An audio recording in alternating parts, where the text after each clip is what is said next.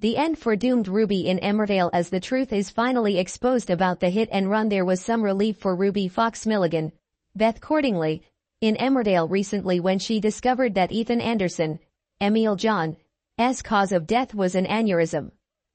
Prior to that, scheming Ruby had been about to confess to Charles, Kevin Laffan, that she'd run Ethan over in the days before his death and was worried that this was the cause of his sudden collapse. This relief, however, was short-lived. For one thing, Ruby's son Nicky, Lewis Cope, was disgusted by her behavior, and when he saw his parents apparently celebrating after finding out about Ethan's cause of death, he felt it was the last straw in an already fraught relationship and started thinking about leaving the village. There's worse to come for Ruby in upcoming episodes, and it all starts when Charles gets drunk in the wool pack. He's just heard that the police are dropping Ethan's hit-and-run case.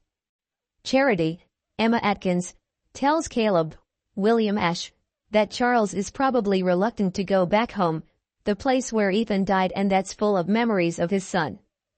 So Caleb, rather unwisely under the circumstances, brings Charles back home with him to Mill Cottage. Ruby is understandably rather alarmed to see their new house guest arrive. The next morning, Charles is grateful to the Milligans for their hospitality. But then he accidentally spills coffee on a rug and goes to get a cloth, and spots an intriguing invoice. This invoice is obviously a clue that makes Charles realize the Milligans are connected to what happened to Ethan, but rather than confronting them directly, he takes a more sinister approach.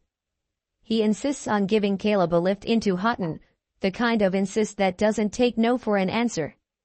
Caleb is uneasy, and even more concerned when an emotional Charles stops in a lay-by and gets out of the car, heading off through the woods. Caleb follows, worried about the vicar's state of mind.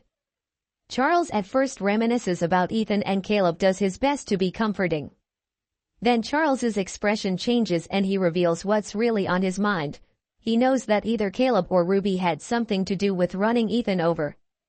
As Charles's anger mounts, Caleb tries to return to the car, but is stopped by Charles, who produces the invoice as evidence. He's determined to get to the truth, and Caleb realizes that Ruby could be about to be exposed, and could end up in prison for her deliberate act of revenge against Ethan. How far will he go to protect his wife?